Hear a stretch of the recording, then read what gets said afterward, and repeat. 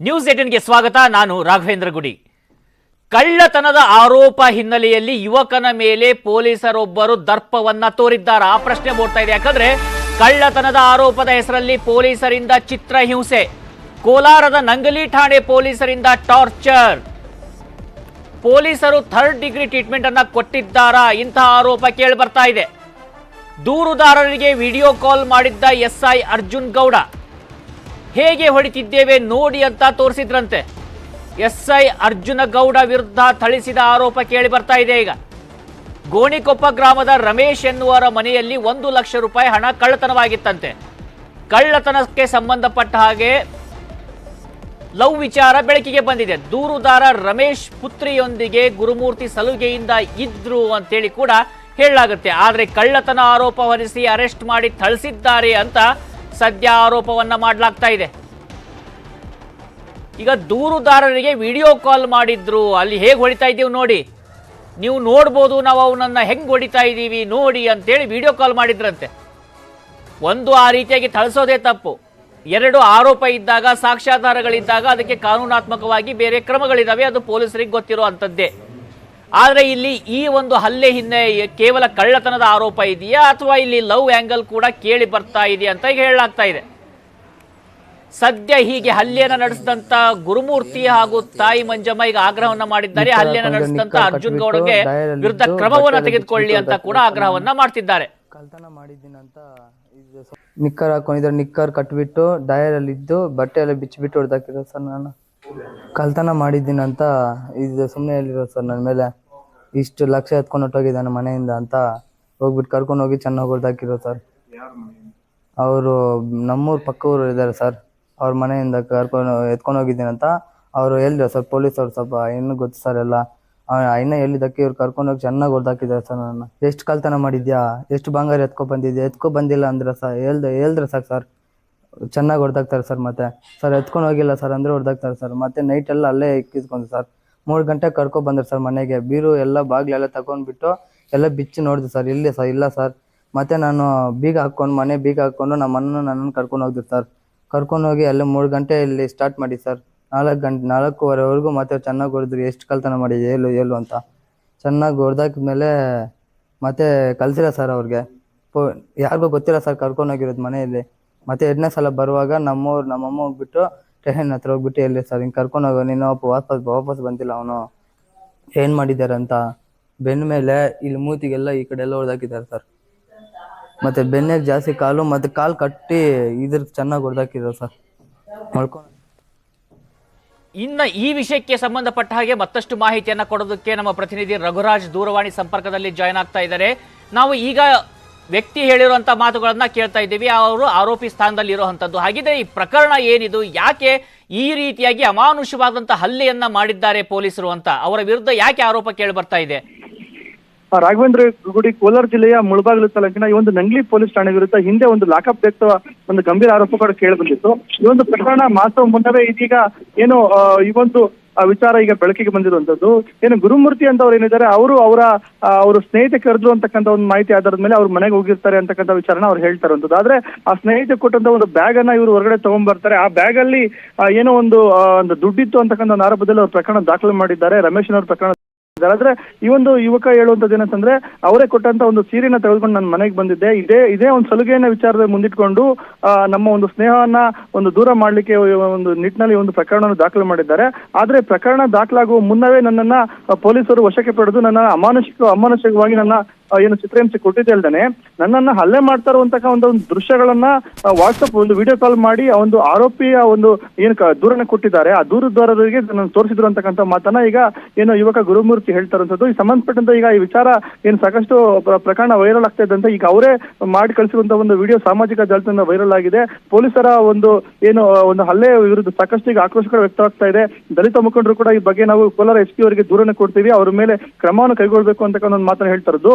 ಈ ಯುವತಿಯ ಜೊತೆ ಈ ಒಂದು ಯುವಕ ಸಲುಗೆಯಿಂದ ಇದ್ದ ಅದನ್ನ ದೂರ ಮಾಡ್ಲಿಕ್ಕೆ ಏನಾದ್ರು ಪೊಲೀಸರಿಗೆ ಈ ಒಂದು ಸುಳ್ಳು ಕಂಪ್ಲೇಂಟ್ ಅನ್ನು ಕೊಟ್ಟಿದ್ದಾರಾ ಅಥವಾ ನಿಜವಾಗ್ಲೂ ಯುವಕ ಏನು ಕಳ್ತನವನ್ನು ಮಾಡಿದ್ದಾನೆ ಅಂತಕ್ಕಂಥದ್ದು ಇನ್ನೂ ಕೂಡ ತನಿಖೆಯಿಂದಷ್ಟೇ ಹೊರ ಬೀಳ್ಬೇಕಾಗಿರೋದು. ಮಧ್ಯೆ ಪೊಲೀಸರು ಈ ತರ ಒಂದು ಅಮಾನುಷವಾಗಿ ಹಲ್ಲೆ ಮಾಡಿರೋ ವಿರುದ್ಧ ಸಾಕಷ್ಟು ಖಂಡನೆ ಕೂಡ ವ್ಯಕ್ತವಾಗ್ತಾ ಇರುವಂತದ್ದು. ರಾಘವೇಂದ್ರ ಗುಡಿ, ಧನ್ಯವಾದಗಳು ರಘುರಾಜ್ ನಿಮ್ಮೆಲ್ಲ ಮಾಹಿತಿಗೆ. ಈಗ ದಿಢೀರ್ನಾಗಿ ಕುಸಿದು ಬಿದ್ದಂತ ASI ಒಬ್ರು ಸಾವನ್ನಪ್ಪಿದ್ದಾರೆ. ASI ಕೊನೆ ಕ್ಷಣದ ವಿಡಿಯೋ ನ್ಯೂಸ್ 18ಗೆ ಲಭ್ಯವಾಗಿದೆ. ಸಾವು ಅಂತಕ್ಕಂಥದ್ದು ಯಾವ ಕ್ಷಣದಲ್ಲಿ ಹೇಗೆ ಬರುತ್ತೆ ಅಂತ ಯಾರೂ ಕೂಡ ಊಹೆ ಮಾಡೋದಕ್ಕೆ ಸಾಧ್ಯ ಇಲ್ಲ. ಈ ವಿಡಿಯೋ ಅಂತ ಒಂದು ವಿಡಿಯೋ ಲಭ್ಯವಾಗಿರುವಂಥದ್ದು 71 ವರ್ಷದ ನಿವೃತ್ತ ASI GV ರಾಜು ಅವರು ಮೃತ ದುರ್ದೈವಿಯಾಗಿದ್ದಾರೆ.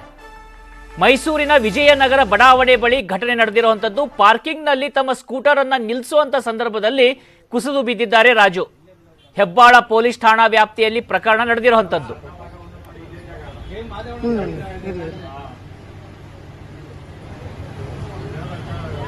ಕಳಿಸಿ ಮದೇವಣ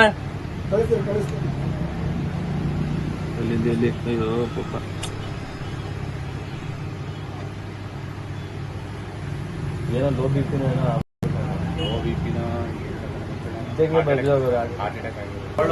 ನಾವು ದೃಶ್ಯದಲ್ಲಿ ನೋಡ್ತಾ ಇದ್ದೀವಿ. ಬೈಕ್ ಪಾರ್ಕಿಂಗ್ ಅನ್ನ ಅವ್ರು ತಮ್ಮ ಸ್ಕೂಟರ್ ಅನ್ನ ಪಾರ್ಕಿಂಗ್ ಮಾಡ್ತಾರೆ. ಪಾರ್ಕಿಂಗ್ ಮಾಡಿ ಇಳಿಯುವಂತ ಸಂದರ್ಭದಲ್ಲಿ ಇದ್ದಕ್ಕಿದ್ದ ಹಾಗೆ ಹೀಗೆ ಹೃದಯ ಸ್ತಂಭನ ಆಗಿರುವಂತದ್ದು ನಾವಿಲ್ಲಿ ದೃಶ್ಯದಲ್ಲಿ ಗಮನಿಸಬಹುದಾಗಿದೆ. ಪಾಪ ಆ ಸ್ಕೂಟರ್ ಇಂದ ಇಳಿಯೋದಕ್ಕೆ ಪ್ರಯತ್ನ ಮಾಡ್ತಾರೆ. ಹಾಗೆ ಇಳಿತಾ ಇದ್ದ ಹಾಗೇನೆ ಕುಸಿದು ಬೀಳ್ತಾರೆ. ನಾವು ದೃಶ್ಯದಲ್ಲಿ ನೋಡ್ತಾ ಇದ್ದೀವಿ. ಯಾರೋ ಒಬ್ಬ ವ್ಯಕ್ತಿ ನೋಡ್ತಾರೆ. ಅಲ್ಲಿ ಹತ್ರ ಬರೋ ಅಷ್ಟೊತ್ತಿಗೆ ಅವರ ಪ್ರಾಣ ಪಕ್ಷಿನೇ ಹಾರು ಹೋಗಿತ್ತು ಅಂತಕ್ಕಂಥ ಮಾಹಿತಿಗಳು ಬರ್ತಾ ಇದ್ದಾವೆ. ಕೆಲವೊಬ್ರು ಅನ್ಕೋತಾ ಇದ್ದಾರೆ ಇದು ಲೋ BP ಆಗಿತ್ತಾ ಅಥವಾ ಏನಾದ್ರು ತಲೆ ಸುತ್ತು ಬಂತ, ನೋಡಿದ್ರೆ ಹಾರ್ಟ್ ಅಟ್ಯಾಕ್ ಆಗಿತ್ತು, ಅವರು ಸಾವನ್ನೇ ಅಪ್ಪಿದ್ರು ಅಂತ ಕೂಡ ಮಾಹಿತಿ ತಿಳಿದು ಬಂದಿರುವಂತದ್ದು.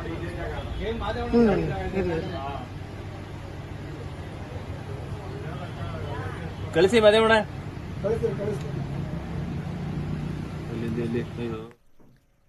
ಇನ್ನು ಈಗ ಫೆಬ್ರವರಿ ಎಂಡಿಗೆ ಬಂದಿದ್ದೀವಿ. ಆದ್ರೆ ಇದು ಎಂಥ ಪರಿಸ್ಥಿತಿ ನಿರ್ಮಾಣ ಮಾಡ್ತಾ ಇದೆ ಅಂತ ನೋಡಿದ್ರೆ ಜೀವ ಹಿಂಡ್ತಾ ಇದೆ ಬೇಸಿಗೆ. ಹನಿ ಹನಿ ನೀರಿಗಾಗಿ ಪರದಾಟ. ಗ್ರಾಮಗಳಲ್ಲಿ ನೀರು ಬಂದ್, ಜನ ಜಾನುವಾರುಗಳು ಹೈರಾಣವಾಗಿದ್ದಾರೆ. ಜೀವ ಜಲಕ್ಕಾಗಿ ನಿತ್ಯವೂ ಅಲೆದಾಟ ಆಗ್ತಾ ಇದೆ. ಕೆಲಸ ಶಾಲೆ ಬಿಡುವ ಸ್ಥಿತಿ ಕೂಡ ನಿರ್ಮಾಣ ಆಗ್ತಾ ಇದೆ. ತೊಟ್ಟು ನೀರಿಗಾಗಿ ಹಾಹಾಕಾರ. ಮೆಗಾ ಕವರೇಜ್ ಇದು ನ್ಯೂಸ್ 18ನ.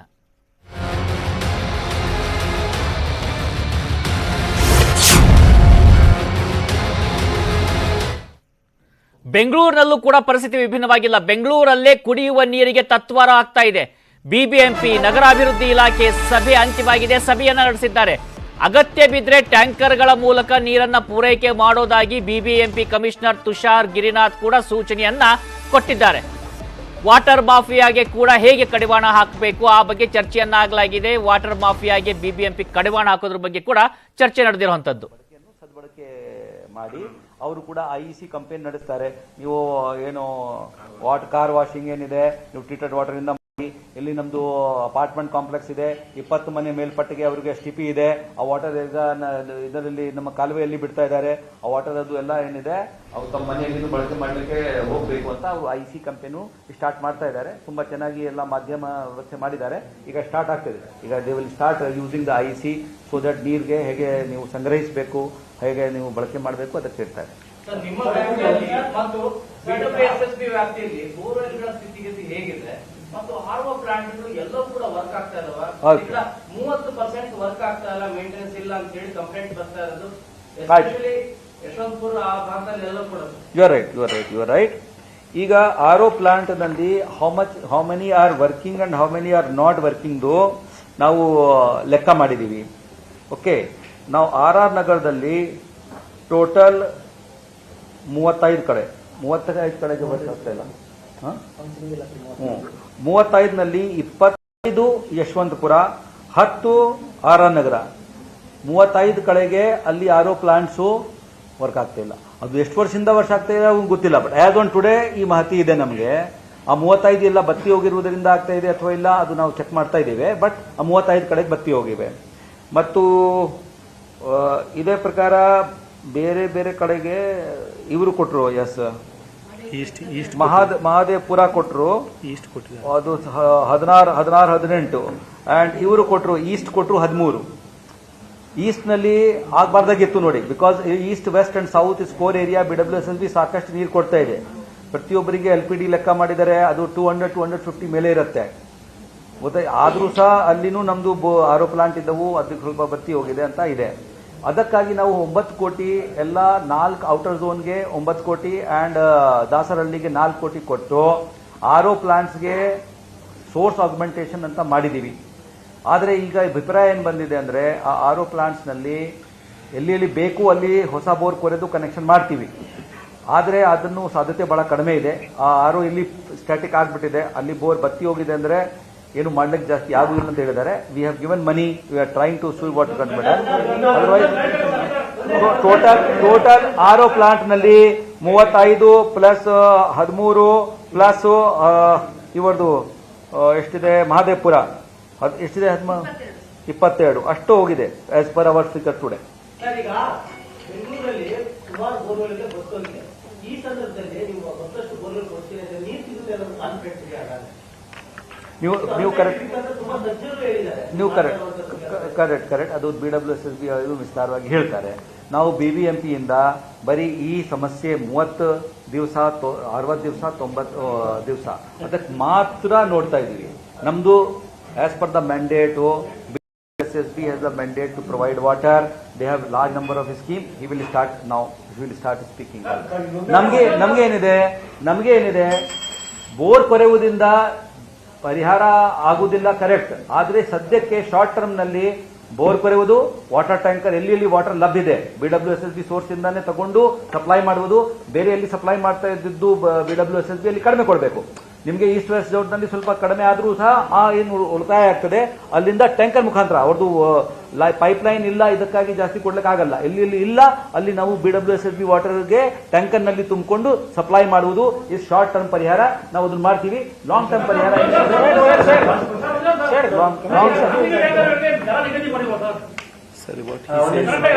ರೈಟ್ ನಾವು ಸರ್ ಅದನ್ನ ಮಾಡ್ತಾ ಇದ್ರೆ ಖಾಸಗಿ ಟ್ಯಾಂಕರ್ ದರ ನಿಗದಿ ಮಾಡಿದ್ರೆ ಇಲ್ಲ ಅಷ್ಟೇ. ಖಾಸಗಿ ಟ್ಯಾಂಕರ್ಸ್ಗೆ we have not decided to fix a rate for the khasgi tankers. We are taking the tankers and supplying.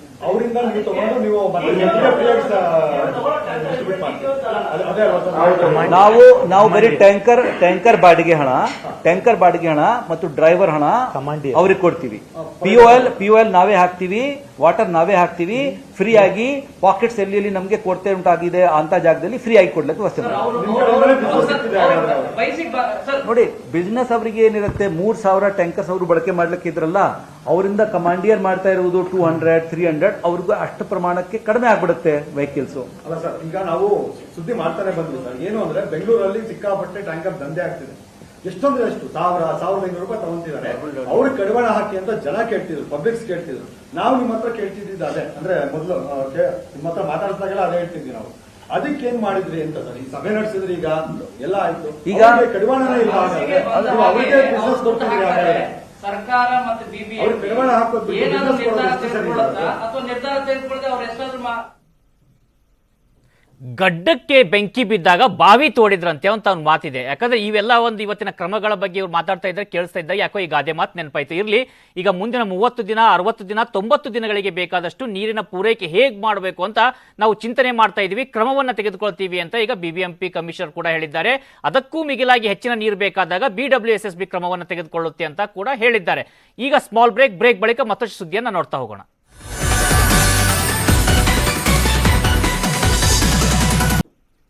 Welcome back. ಈ ಬಿಜೆಪಿ ಮನೆಯೊಂದು 36 ಬಾಗಿಲು ಅಂತಕ್ಕಂಥ ಮಾತಿದೆಯಲ್ಲ, ಅದೇನು ಇವತ್ತು ಇನ್ನೂ ಆ ಬಾಗಿಲನ್ನು ಮುಚ್ಚುವಂತ ಯಾವುದೇ ಲಕ್ಷಣಗಳು ಕಾಣಿಸ್ತಾ ಇಲ್ಲ. ಯಾಕಂದ್ರೆ ಶೋಭಾ ಕರಂದ್ಲಾಜೆ ವಿರುದ್ಧ ಗೋ ಬ್ಯಾಕ್ ಅಭಿಯಾನ ಹಿನ್ನೆಲೆ ಚಿಕ್ಕಮಗಳೂರು ಪ್ರವಾಸಿ ಮಂದಿರದಲ್ಲಿ ಶೋಭಾ ಮೀಟಿಂಗ್ ಅನ್ನ ಮಾಡಿದ್ದಾರೆ. ಚಿಕ್ಕಮಗಳೂರು ಜಿಲ್ಲಾಧ್ಯಕ್ಷ ದೇವರಾಜ್ ಶೆಟ್ಟಿ ಜೊತೆ ಸಭೆಯನ್ನ ಕೂಡ ಮಾಡಿದ್ದಾರೆ. CT ರವಿ ಬೆಂಬಲಿಗರ ಅಭಿಯಾನ ಸಂಬಂಧ ಚರ್ಚೆಯನ್ನ ಮಾಡ್ತಿದ್ದಾರೆ. ತಮ್ಮ ವಿರುದ್ಧ ಪ್ರತಿಭಟನೆ ಮಾಡಿದವರ ಬಗ್ಗೆ ಮಾಹಿತಿಯನ್ನ ಸಂಗ್ರಹ ಮಾಡಿ ಅಂತ ಕೂಡ ಅವರು ಸೂಚನೆಯನ್ನ ಕೊಟ್ಟಿದ್ದಾರೆ.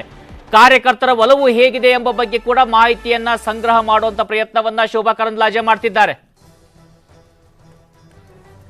ಇವತ್ತು ಶೋಭಾ ಕರಂದ್ಲಾಜೆ ಅವರು ತಮ್ಮ ಕ್ಷೇತ್ರಕ್ಕೆ ಬಂದಿದ್ದಾರೆ, ಸಭೆಗಳ ಮೇಲೆ ಸಭೆಯನ್ನ ಮಾಡ್ತಾ ಇದ್ದಾರೆ, ಮಾಹಿತಿ ಸಂಗ್ರಹ ಮಾಡ್ತಾ ಇದ್ದಾರೆ. ಒಂದು ಕಡೆ CT ರವಿ ಯಾವ ರೀತಿಯಾಗಿರ್ತಕ್ಕಂಥ ಕಾರ್ಡ್ ಅನ್ನ ಪ್ಲೇ ಅನ್ನೋದ್ರ ಬಗ್ಗೆ ಕೂಡ ಮಾಹಿತಿಯನ್ನ ಪಡೆದುಕೊಳ್ತಾ ಇದ್ದಾರೆ. ಈ ನಡುವೆ ಕ್ಷೇತ್ರದ ಜನ ಪ್ರಶ್ನೆ ಮಾಡ್ತಿದ್ದಾರೆ, ಇದೇ ಮುತುವರ್ಜಿಯನ್ನ ಕಳೆದ 5 ವರ್ಷಗಳಲ್ಲಿ ವಹಿಸಿದ್ರೆ ಅಟ್ಲೀಸ್ಟ್ ತಿಂಗಳಿಗೊಮ್ಮೆ ಆದ್ರೂ 3 ತಿಂಗಳಿಗೊಮ್ಮೆ ಆದ್ರೂ ಕ್ಷೇತ್ರಕ್ಕೆ ಬಂದಿದ್ರೆ ಸಾಕಷ್ಟು ಇವತ್ತು ಒಂದು ಒಲವು ಇರ್ತಾ ಇತ್ತು ಅಂತ ಕೂಡ ಜನ ಮಾತನಾಡ್ಕೊಳ್ತಾ ಇದ್ದಾರೆ.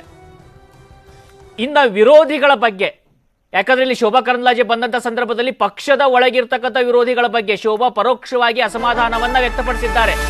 ತೇಜೋವಧೆ ಮಾಡಿ ಟಿಕೆಟ್ ಕೇಳೋದು ಸರಿಯಲ್ಲ.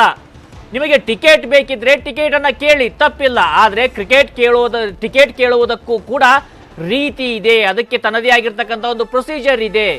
ನಾನು ಅಭಿವೃದ್ಧಿ ವಿಚಾರ ಮುಂದಿಟ್ಟುಕೊಂಡು ಚುನಾವಣೆಯನ್ನು ಎದುರಿಸ್ತೇನೆ, ನಾನು ಅಭಿವೃದ್ಧಿ ಮೂಲಕವೇ ಉತ್ತರವನ್ನ ನೀಡ್ತೇನೆ, ಜನರು ಮತ್ತು ಹೈಕಮಾಂಡ್ ಇದಕ್ಕೆ ಉತ್ತರ ನೀಡುತ್ತಾರೆ. ನನ್ನ ವಿರುದ್ಧದ ಅಭಿಯಾನಕ್ಕೆ ಯಾರೋ ಸ್ಪಾನ್ಸರ್ ಮಾಡಿದ್ದಾರೆ, ನನ್ನ ವಿರೋಧ ಮಾಡುವವರಿಗೂ ಕೂಡ ಆಹ್ವಾನವನ್ನ ಕೊಡ್ತೀನಿ ನಾನು.